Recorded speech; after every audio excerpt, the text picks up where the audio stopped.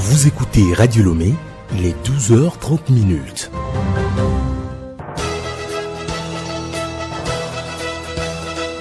Le journal Odette Pira.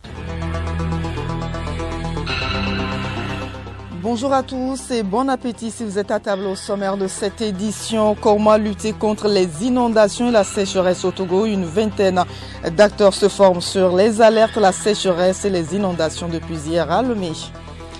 Le travail des enfants retient l'attention de la communauté internationale. Chaque 12 juin, l'ONU demande aux parties prenantes de respecter leurs engagements en mettant fin au travail des enfants. Manger sain et équilibré pour être en bonne santé. Santé Plus de ce mercredi nous donne des précisions sur notre alimentation. Sport football, la D1 Lonato se poursuit cet après-midi avec les matchs de la 25e journée. Semassi de Sokodé et Dito de Lomé s'affrontent à Sokodé.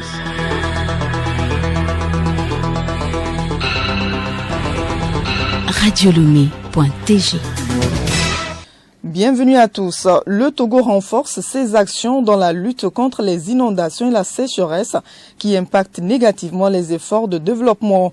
2 ateliers ont été organisés ce mardi à Lomé. Une vingtaine de participants mûrissent des réflexions sur la gestion des inondations, la sécheresse et les alertes précoces. Autre sujet au menu des échanges, les résultats des exercices de simulation face à ces alertes dans le bassin de la Volta. Dessoissi Yaovi, directeur exécutif de l'autorité du bassin de la Volta. Le premier atelier, c'est l'atelier de partage sur les résultats des simulations aux alertes précoces sur les inondations et sécheresses qui se sont déroulées. Qu'est-ce qui s'est passé? Quelle a été l'appropriation des techniques de protection de population, de sauvegarde de ce qui peut l'être si ces événements météorologiques extrêmes venaient à survenir. Le deuxième atelier va être focalisé sur également l'appropriation des directives, des plans et des politiques nationales mises en place dans le secteur de l'eau pour la lutte contre les inondations et les sécheresses. Et ces catastrophes naturelles, en particulier les inondations, sont de plus en plus récurrentes au Togo. La plupart des populations de ces zones traversent des moments difficiles. Malgré les efforts du gouvernement, ce phénomène est lié au relief de la zone méridionale qui ne facilite pas l'écoulement gravitaire à partir des canaux. Dr Nelson Akiboré, hydroclimatologue, directeur de la prévention, de la coopération et affaires humanitaires à l'Agence nationale de la protection civile, ANPC, situe l'opinion et en appelle à l'éveil. Le gouvernement ne fait rien en l'air. C'est sur la base des études. Et la configuration de notre relief à Lomé prête à l'approche bassin de rétention. Les canaux de drainage, il y en a. Mais malheureusement, le relief ne facilite pas l'écoulement gravitaire à partir des canaux de drainage. Le relief impose à certains endroits qu'on ne peut que mettre des bassins de rétention fermés. Le relief est tel que, à certains endroits, il y a des dépressions ou des bassins fermés où on ne peut pas évacuer, où on viendra avec des moteurs.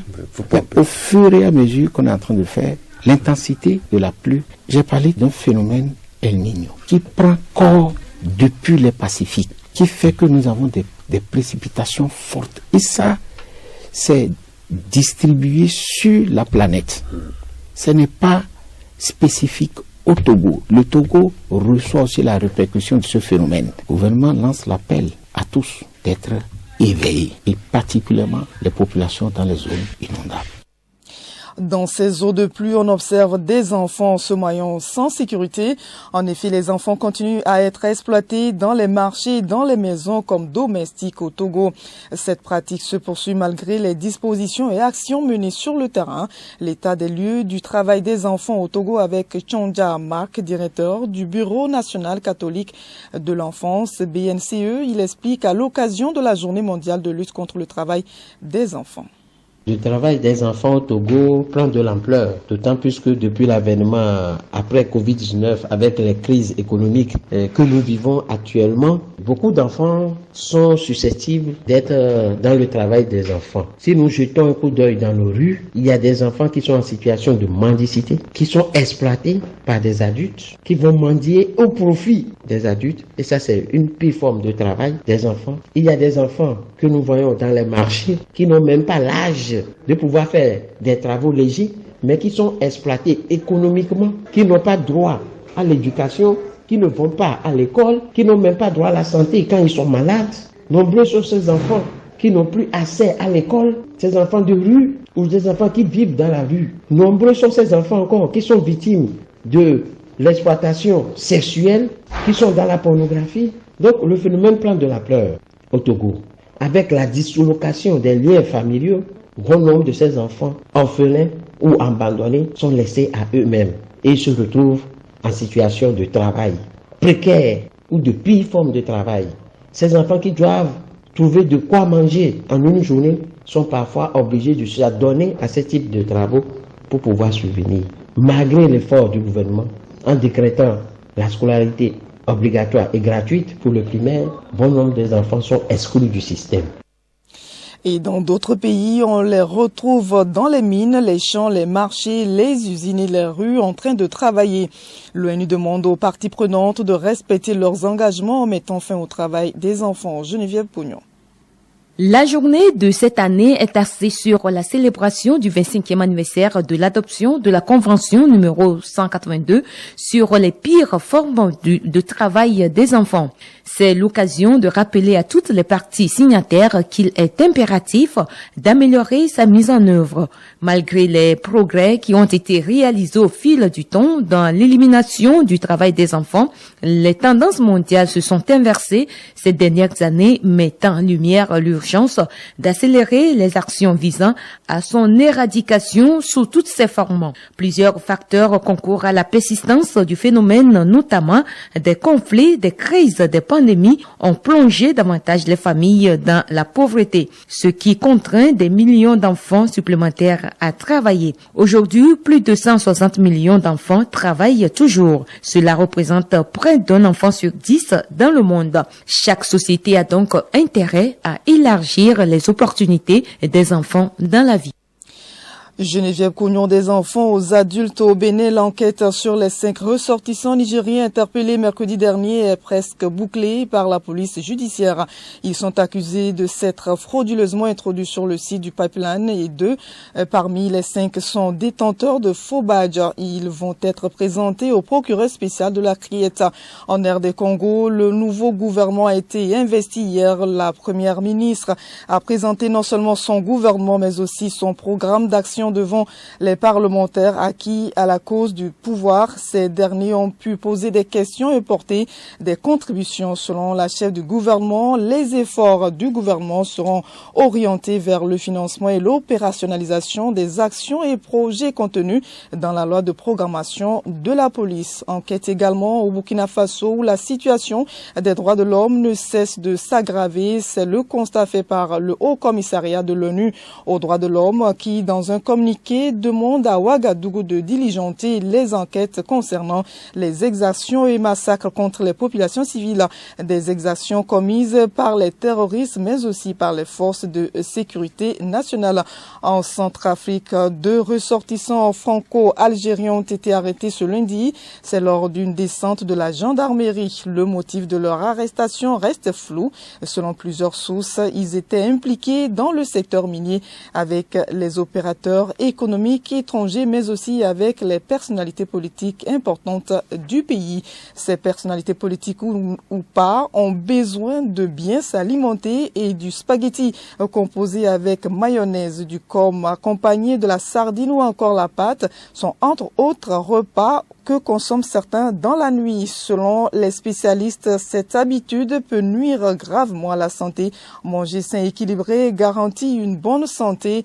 Magazine Santé Plus avec Abidé Lemon.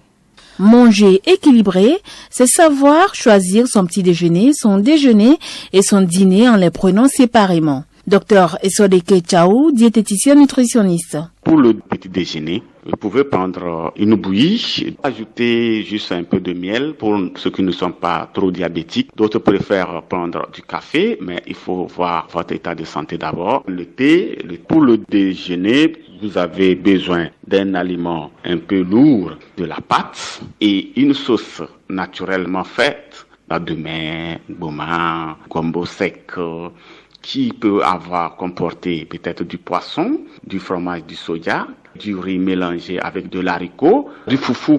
La nuit, surtout les heures de 20h à 21h, 22h, c'est pas trop bon de manger un aliment lourd. Là, nous allons vous conseiller de prendre de la laitue, la salade verte, je vais dire, oignon frais, la carotte, la tomate fraîche et une huile d'olive ajoutée. Vous pouvez ajouter aussi l'haricot vert, mais écartez les spaghettis. C'est un aliment lourd. C'est comme les mayonnaises qui sont aussi grasses. L'œuf aussi ne doit pas figurer dans votre salade. Selon le diététicien nutritionniste, il est important de veiller à son alimentation pour garantir une longue vie. Il est très important de gérer l'équilibre alimentaire parce que notre organisme est fait des millions d'éléments et vous allez voir, chaque partie de notre organisme en a besoin, principalement pour s'entretenir et vivre longtemps. Chaque jour que Dieu fait, nous devons penser à qu'est-ce qu'il faut de ce côté de l'organisme. Si vous ne pensez pas à l'équilibre alimentaire, vous allez voir à un âge donné, les autres parties de votre organisme que vous satisfaisez dans votre alimentation seront en bonne santé, mais les autres auront des problèmes de santé. Et c'est ce que nous observons chez la plupart des individus aujourd'hui, puisqu'ils ne prennent pas soin de leur alimentation et à un moment de leur vie, ils commencent à avoir des problèmes. Comme le disait Hippocrate, le père de la médecine, que la nourriture soit votre premier médicament. La santé étant, pensons au sport, plus précisément au football face à face cet après-midi à Sokodé Semassi Dito. Ce match des relégables retient l'attention à l'occasion de la 25e journée d'E1 Lonato Kilim Boyodi. Il faut dire, Odette Kpira, que pour cette 25e journée, Doumbé fera le plus long voyage pour affronter les requins mâles d'Aneho, les Bolessou bien sûr. Au municipal d'Atakwame, Tambo attend les académiciens de Kouloundé Unisport. Entente 2 sera l'hôte des portuaires de AC Baratou. Kouda au municipal de Lomé. Akara, Kakadre de Doufelgou et AS Bina s'expliqueront dans l'antre des Evala. Le match qui retient l'attention du public sportif, comme vous l'aviez dit, est le duel des relégables Semassi Dito de Lomé.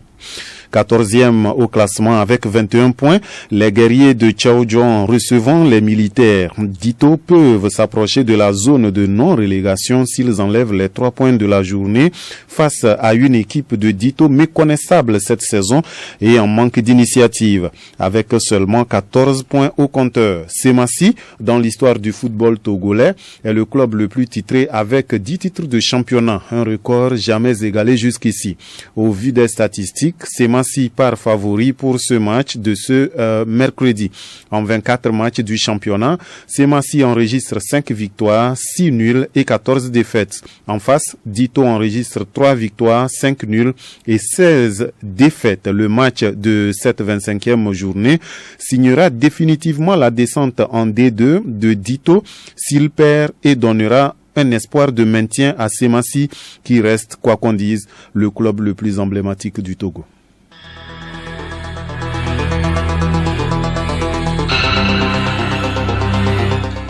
Voilà, c'est terminé. Cette édition se referme. Merci de l'avoir suivi. Le rappel des titres: comment lutter contre les inondations et la sécheresse au Togo. Une vingtaine d'acteurs se forment sur les alertes, la sécheresse et les inondations depuis hier à Lomé. Le travail des enfants retient l'attention de la communauté internationale. Chaque 12 juin, l'ONU demande aux parties prenantes de respecter leurs engagements en mettant fin au travail des enfants.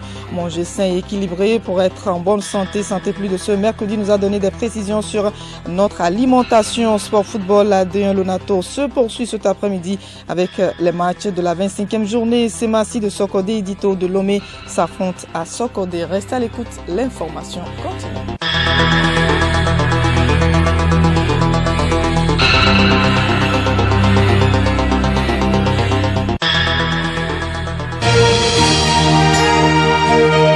Radio Lomé, boîte postale 434, email radiolomé@radiolomé.tg. Radio Lomé, .tg.